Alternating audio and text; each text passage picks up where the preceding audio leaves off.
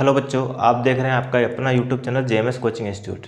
ये हमारी फिजिक्स की हिंदी मीडियम की क्लास चल रही है, जिसका आज का हमारा टॉपिक है निरक्षीय स्थिति। ये निरक्षीय स्थिति को बोलते हैं अनुपस्थित स्थिति भी बोलते हैं या उदासीन स्थिति भी कहते हैं। क्वेश्चन 3 तरह से आ सकता है, पूरा डिटेल में बताएंगे आपको। अगर वीडियो अच्छी लगे तो लाइक करें, शेयर करें, सब्सक्राइब करें चैनल को। देखें आप, क्या है आपका निरक्षीय स्थिति, या इसी को हम बोलते हैं, क्वेश्चन इस तरह से आ सकता है, निरक्षीय स्थिति में स्थित किसी बिंदु पर विद्युत क्षेत्र की तीव्रता ज्ञात कीजिए, या अनुपस्थित स्थिति में स्थित किसी बिंदु पर विद्युत क्षेत्र की तीव्रता ज्ञात कीजिए, या उदासीन स्थिति में स्थित किसी बिंदु पर विद्युत क्षेत्र की तीव्रता ज्ञात कीजिए।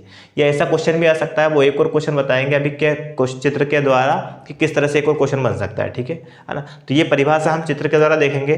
तो देखिए आप, निरक्षीय स्थिति के पहले चित्र देखते हैं। तो एक वैद्युत द्विध्रुव है ना। ठीक है, ये मान लो आपका एक वैद्युत द्विध्रुव है। ठीक है ना।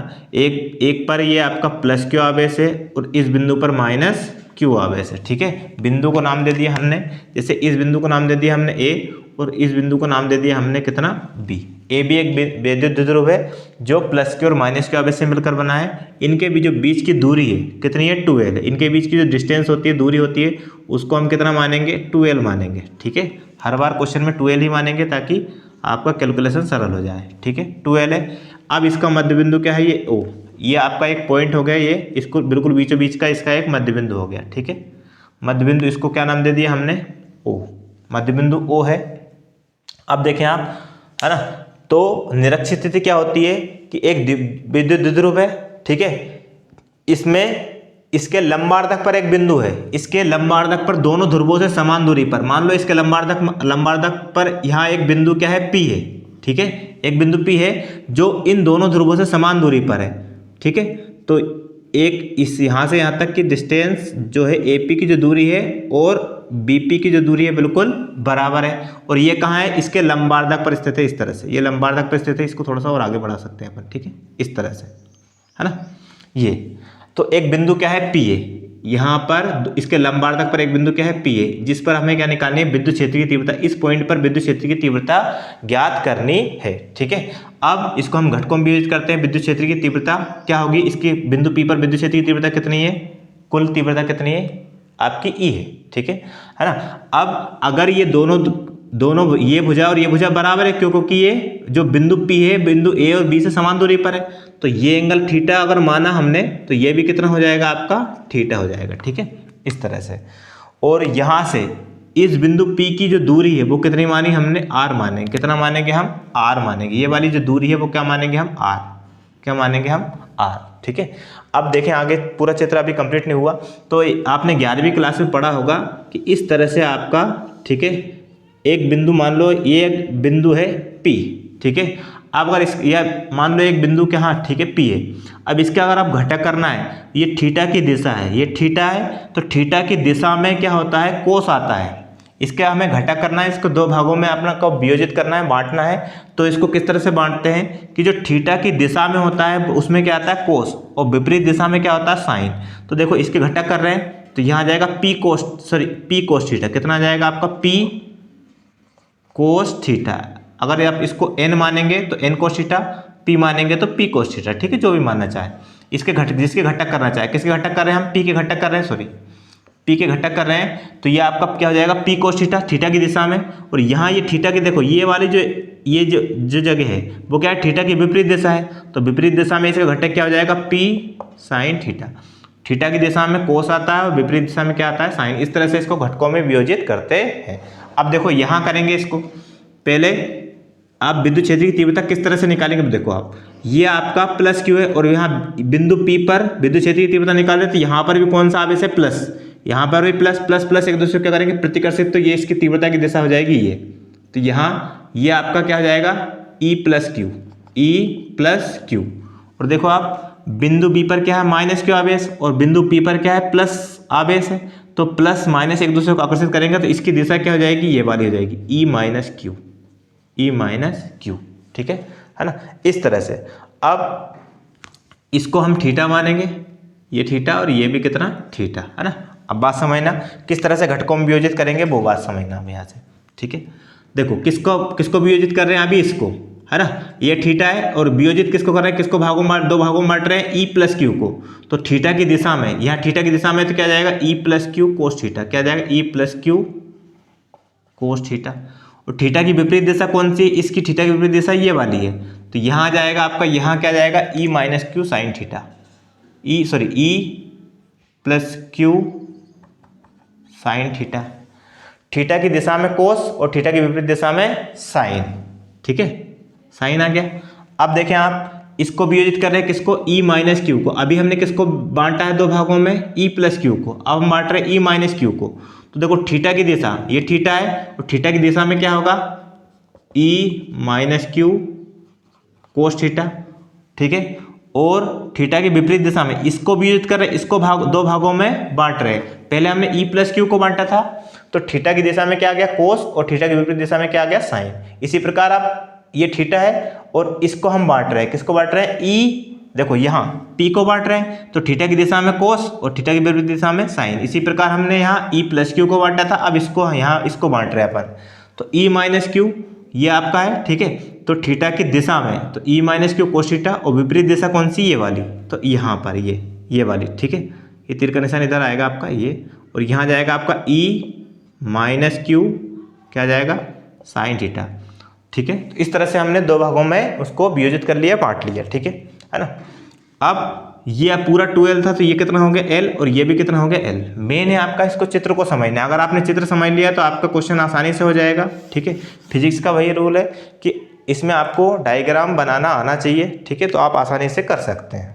अब देखें आप, परिभाषा क्या है, परिभाषा क्या थी वो समझना आप, ठीक, कि निरक्षीय स्थिति या अनुपस्थित स्थिति या उदासीन स्थिति।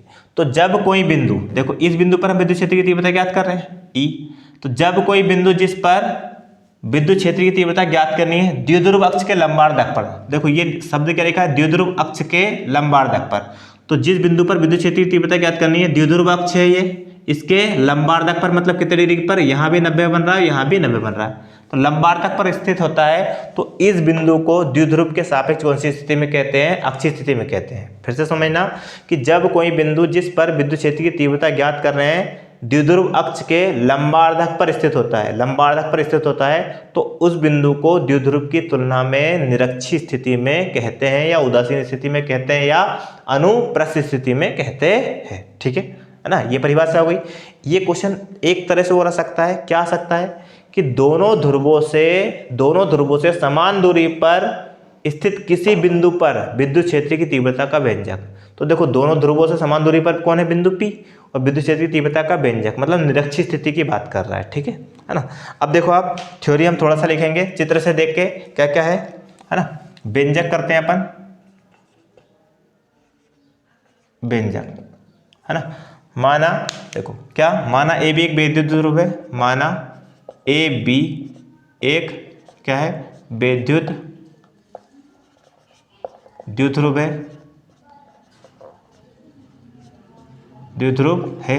ये सब कुछ थ्योरी हम चित्र से देख लेते हैं। ए बी एक विद्युत ध्रुव है जो प्लस क्यू और माइनस क्यू, जो प्लस क्यू और माइनस क्यू आवेश से मिलकर बना है, से मिलकर बना है ना। इसके मध्य बिंदु O से, इसके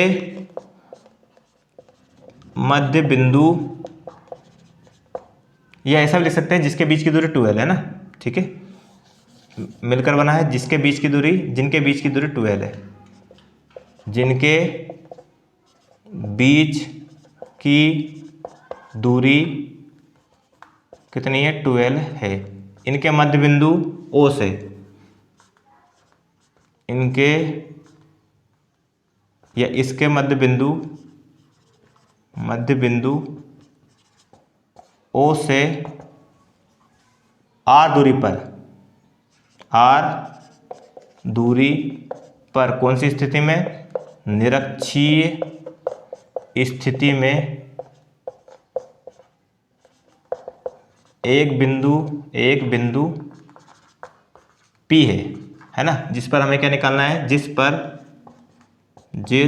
पर विद्युत क्षेत्र की तीव्रता विद्युत क्षेत्र की तीव्रता ज्ञात करनी है। ठीक है, देखो सिंपल सा थ्योरी क्या लिखी हुई है कि माना एक विद्युत ध्रुव है जो ए बी है, जो प्लस क्यू और माइनस क्यू आवेश से मिलकर बना है, जिसका मध्य बिंदु क्या है, ओ सॉरी, इनके बीच की दूरी कितनी है, 2l है। इसके मध्य बिंदु ओ से r दूरी पर एक बिंदु क्या है, p है, जिस पर अपने को क्या निकालना है, विद्युत क्षेत्र की तीव्रता ज्ञात करनी है। चित्र से लिखा है। अब एक बार प्लस क्यू आवेश के कारण और एक बार माइनस क्यू आवेश के कारण निकालेंगे। सबसे पहले हम लिखते हैं प्लस क्यू आवेश के कारण बिंदु कौन से पर, बिंदु P पर, बिंदु P पर विद्युत क्षेत्र की तीव्रता, विद्युत क्षेत्र की तीव्रता।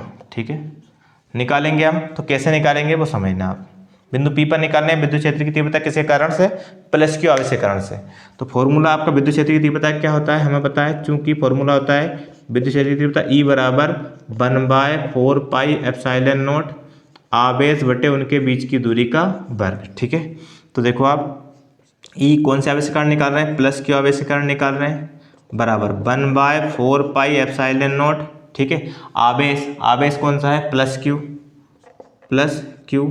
ठीक है ना, ये प्लस लगाने की जरूरत नहीं, आवेश से आपका क्या है, क्यू है। ठीक है, बटे उनके बीच की दूरी कितनी है, बीच की दूरी ये वाली, देखो इस आवेश के कारण निकाल रहे हैं, इस बिंदु पर निकाल रहे हैं, दूरी कौन सी आएगी, ये वाली, कितनी है, AP, कितनी है, AP, और इस पे क्या आएगा, स्क्वायर। ये आपका समीकरण क्या हो गया, 1 हो गया। समीकरण कितना हो गया, 1 हो गया। ठीक है, अब AP का मान निकालेंगे। तो देखो AP का मान निकालने के लिए एक समकोण त्रिभुज दिख रहा है आपको, AOP, क्योंकि यहाँ आपका लंबार्धक पर मतलब 90 डिग्री है, तो AOP कौन सा त्रिभुज है, समकोण त्रिभुज। तो समकोण त्रिभुज AOP में, ठीक है, AOP इसमें कौन सी प्रमेय लगेगी, पाइथागोरस प्रमेय, है ना। तो यहाँ लिख देंगे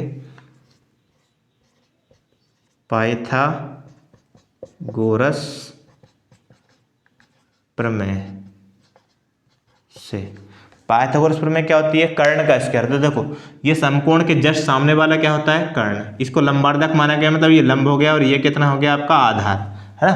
तो फॉर्मूला क्या होता है, कर्ण का स्क्वायर। कर्ण कितना है, AP, तो AP का स्क्वायर बराबर लंब कितना है, OP का स्क्वायर प्लस आधार कितना है, OA, तो OA का स्क्वायर।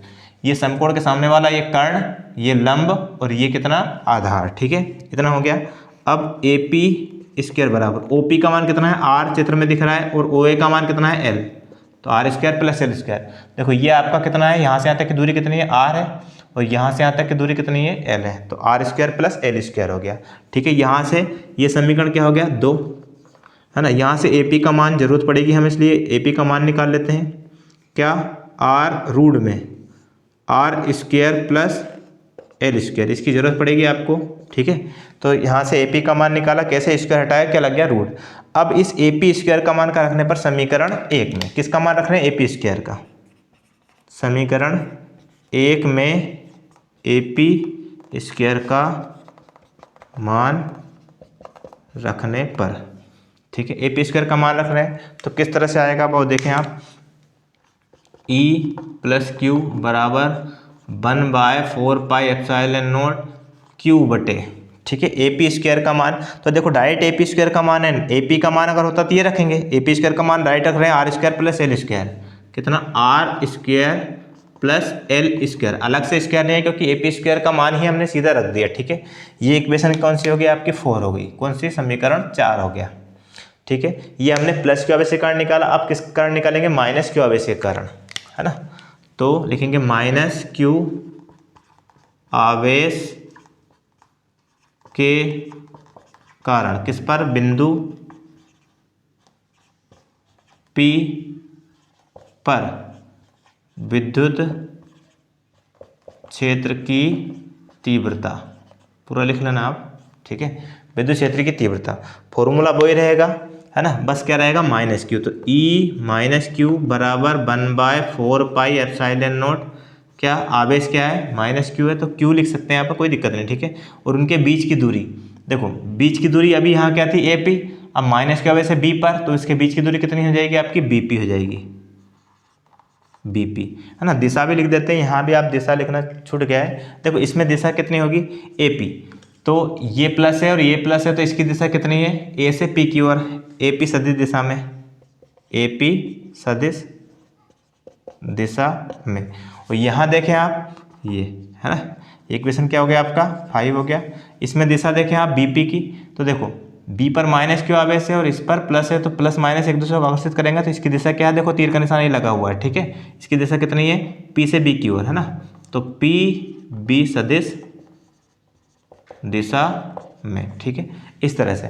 अब देखो BP का मान आप चाहो तो पाइथागोरस प्रमेय, ये आपका त्रिभुज OBP पाइथागोरस प्रमेय से निकाल सकते हैं, या ऐसा लिख सकते हैं, चूंकि ये जो AP है और जो BP है वो बिल्कुल बराबर है, समान दूरी पर है, ठीक है ना। तो लिखेंगे हम चूंकि AP बराबर है किसके, BP के, है ना, ठीक है। तो AP का स्क्वायर किसके बराबर होगा, अगर AP BP के बराबर है तो AP का स्क्वायर किसके बराबर होगा, BP के स्क्वायर के, है ना। बात समझना कैसे, अगर AP और BP क्यों बराबर है, मतलब ये वाली लाइन और ये वाली लाइन क्यों बराबर है, ठीक है, क्योंकि ये इसका मध्य बिंदु और मध्य बिंदु से एक बिंदु P ले लिया और दोनों ध्रुवों से ये बिंदु P समान दूरी पर है, तो यहाँ से लेके यहाँ तक और यहाँ से लेके यहाँ तक की दूरी क्या है, बराबर है। अब बराबर AP बराबर BP है तो AP का स्क्वायर और BP का स्क्वायर बराबर होगा, ठीक है। अब हमें मान किसका निकालना है, BP स्क्वायर का, तो चूंकि BP स्क्वायर बराबर, देखो आप BP स्क्वायर किसके बराबर है, AP स्क्वायर के, और BP स्क्वायर का जो मान होगा वो किसके बराबर होगा, AP स्क्वायर के मान के बराबर होगा। तो AP स्क्वायर का मान कहाँ क्या है आपका, R square plus L square, ये तो डायरेक्ट हम लिख सकते हैं BP स्क्वायर बराबर भी कितना हो जाएगा, R square plus L square, ठीक है। इसका मान समीकरण कौन से में रख दें, समीकरण 5 में, समीकरण 5 में मान रखने पर, बात समझ नहीं यहाँ, ठीक है। AP और BP बराबर है, अगर कोई संख्या, दो संख्या बराबर है तो उनको वर्ग करने पर भी वो बराबर होंगी, ठीक है। तो AP स्क्वायर और BP स्क्वायर बराबर है, तो BP स्क्वायर का मान निकालना, हमें किसका मान निकालना, BP स्क्वायर का, तो वो किसके बराबर है, AP स्क्वायर के, और AP स्क्वायर का मान क्या है, ये इसका मान, ये समीकरण 2 से, साइड लिख भी सकते हैं साइड में, यहाँ समीकरण कौन से 2 से रखा हमने, ठीक है, इस तरह से, है ना। अब समीकरण ये BP स्क्वायर का मान समीकरण 5 में रख देते हैं, तो यहाँ आपका E माइनस क्यू देख लेते हैं, दिखाई दे रहा पूरा, ठीक है, इधर लिख देते हैं, ये E माइनस क्यू बराबर कितना हो जाएगा आपका 1/4 pi epsilon not, 1/4 pi epsilon not Q, वो बटे BP स्क्वायर का मान भी कितना है, R square plus L square. ये समीकरण क्या हो गया आपका 5 था, 6 हो गया, ठीक है। समीकरण कितना हो गया 6। अब हमने थोड़ा सा ध्यान देंगे, तो समीकरण 6 और एक समीकरण था आपका कौन सा 4, समीकरण 4 और 6 से देखो आप E प्लस क्यू का मान जो है और E माइनस क्यू का मान है बिल्कुल बराबर है, ये दोनों मान क्या है, सेम है, ठीक है ना। तो समीकरण कौन कौन सा से, समीकरण 4 व 6 से, ठीक है, इन दोनों के मान बराबर है, तो बराबर है तो इनको हम ऐसा लिख सकते हैं, E प्लस क्यू बराबर है क्या, E माइनस क्यू के। अब हम क्या निकालेंगे, परिणामी तीव्रता निकालेंगे। इसका मतलब देखो यहाँ आपका ये दोनों बराबर का अर्थ है कि E प्लस क्यू का मान रखें या E माइनस क्यू का मान रखें, दोनों का मान सेम है। देखो E माइनस क्यू का मान भी वही है और E प्लस क्यू का मान भी वही है, ठीक है। अब हम परिणामी तीव्रता निकालेंगे, कैसे निकालेंगे, तो देखो ये जो E plus q sine theta और E minus q sine theta क्या है, एक ही रेखा पर लेकिन विपरीत दिशा में है, और इनके मान बराबर है, तो पूरे मान बराबर हो गए, तो एक दूसरे के प्रभाव को कर देंगे, निरस्त कर देंगे। तो हमें एक परिणामी तीव्रता कैसे निकलेगी, कोस से। देखें आप कैसे निकलेगी, देखें तो देखो अभी आपका लास्ट में आया था कि समीकरण 4 और 6 बराबर है, तो उनसे ही आपका समीकरण 7 निकल के आया कि E प्लस क्यू और E माइनस क्यू का मान क्या है, बिल्कुल बराबर है। अब बिंदु P पर परिणामी तीव्रता, इस बिंदु P पर हमें क्या निकालना है, कुल तीव्रता या परिणामी तीव्रता निकालनी है। तो हम आप चाहें तो लिख भी सकते हैं ऐसा कि E plus q sine theta और E minus q sine theta एक ही रेखा पर विपरीत दिशा में है, तो एक दूसरे के प्रभाव को कर देंगे, निरस्त कर देंगे। तो परिणामी तीव्रता कैसे निकलेगी, इसको और इसको प्लस करके, ठीक है, कुल तीव्रता निकलेगी E, तो दोनों को प्लस करके, तो हमने दोनों को प्लस कर दिया, ठीक है।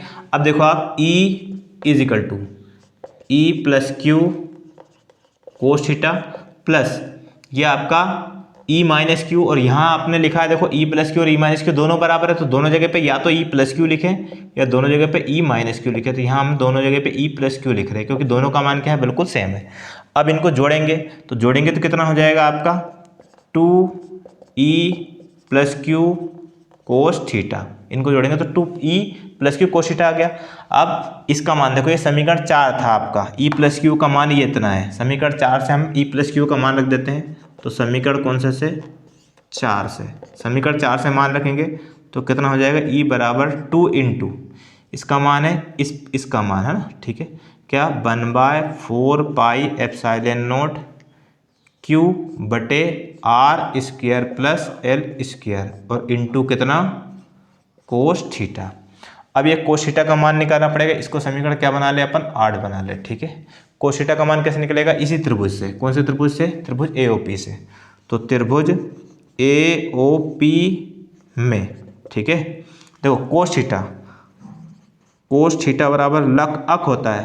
अक मतलब आधार बटे कर्ण होता है, आधार बटे कर्ण, ये कोस थीटा का फॉर्मूला होता है, ठीक है। तो कोस थीटा बराबर आधार, इस त्रिभुज एओपी की बात कर रहा है, आधार कौन सा है ये और कर्ण कौन सा है ये, तो आधार है ओपी ओए सॉरी आधार क्या है ओए, और कर्ण कौन सा है आपका, कर्ण है हमारा एपी। कौन सा है, एपी, ठीक है। अब इसका मान रख देते हैं, देखो कोस थीटा बराबर ओ ए का मान कितना है हमारे पास, ओ से लेके ए तक का मान है एल, और ये एपी, इस एपी का मान हम देखो डायरेक्ट भी लिख सकते हैं कि एपी है ना, कर्ण बराबर क्या होता है, लंब का स्क्वायर प्लस आधार का स्क्वायर रूट में। तो इसका मान हमने निकाला भी था समीकरण 2 में, ठीक है, क्या L R square plus L square, ये निकाला था, किसका मान था आपका एपी का मान। समीकरण कौन से 2 से निकाला था। समीकरण 2 में आपका लिखा हुआ था, समीकरण 2 में लिखा हुआ था कि एपी बराबर रूट में R square plus L square. हमने अभी जो मिटा दिया उसको, ठीक है, उसमें समीकरण 2 था, समीकरण 2 में एपी का मान निकाला था। तो ये एपी का मान हम डायरेक्ट यहाँ एक एपी का मान रख देते हैं, रूट में R square plus L square, कितना, रूट में R square plus L square, ये एपी का मान है, ठीक है। कोस थीटा का मान इतना हो गया। इस कोस थीटा का मान समीकरण कौन से हम रख देते हैं, 8 में, समीकरण 8 से, समीकरण 8 में मान रखते हैं, देखें आप, तो कितना है ई बराबर, ठीक है, इसको गुणा कर देते 2 को क्यू से, तो 2q बटे 4 पाई एप्सिलॉन नॉट इनटू, है ना, ये आपका ऐसा कैसे आएगा, ये तो ऐसा था, ठीक है, 2 इंटू क्यू बटे R square plus L square. ये देखो, ये 2 इंटू 1 2 और बटे 4 पाई एप्सिलॉन नॉट, ठीक है, R square plus L square Q बटे, ठीक है। तो ये आपका कोस थीटा का मान कितना है, ये इंटू एल बटे रूट में R square plus L square, ये आपका मान था, ठीक है। अब आगे देखें आप, देखो ऊपर 2QL, तो ऊपर तो क्या हो रहा है आपका 1/4 pi epsilon not into 2QL, एक साथ लिख दिया, और बटे में R square plus L square की पावर कितनी है, 1, और यहाँ R square plus L square की पावर कितनी है, 1/2। ये कैसे है कि यहाँ पर तो होल घात 1 है और यहाँ पर रूट है, रूट का मतलब होता है घात 1/2, ठीक है। अब यहाँ 2QL को क्या लिख सकते हैं अपन, P लिख सकते हैं, तो यहाँ लिखेंगे चूंकि P बराबर क्या होता है 2QL, क्या है, विद्युत द्विध्रुव आघूर्ण, इसलिए इसको लिख दिया अपन ने। क्या लिख सकते हैं इसको, P लिख सकते हैं, तो E बराबर 1/4 पाई एप्सिलॉन नॉट, और यहाँ लिख सकते हैं P, और बटे, ये देखो इसकी घात कितनी है, 1 और 1/, इसकी घात कितनी है, 1/2। गुणा करते हैं, आधार समान, देखो आधार ये भी अंदर और अंदर दोनों सेम है, मतलब आधार समान है, तो घात जुड़ती है, 1 और 1/2 को जोड़ेंगे कितना हो जाएगा आपका, सॉरी 3/2, 1 और 1/2 को जोड़ते हैं, देखो 1 प्लस 1/2, एलसीएम लेंगे, 2 एलसीएम आएगा, 2 को गुणा इसमें किया 2 + 1, तो मतलब कितना हो जाएगा आपका 3/2। इस तरह से हम जोड़ेंगे, है ना, ठीक है। आगे देखें आप, यहाँ चूंकि वही कंडीशन, ये जो L है वो इस दूरी की तुलना में क्या है, बहुत कम है, तो L छोटा है छोटा है छोटा है किससे, R से। तो L को L बराबर कितना लेने पर, शून्य लेने पर, शून्य लेने पर या नगण्य मानने पर L को शून्य मानेंगे तो कितना हो जाएगा आपका, देखो E बराबर आपका हो रहा है यहाँ E is equal to 1/4 pi epsilon not P बटे R स्क्वायर की पावर 3/2। क्यों हो रही है, क्योंकि L को तो 0 मान हो गया आपका।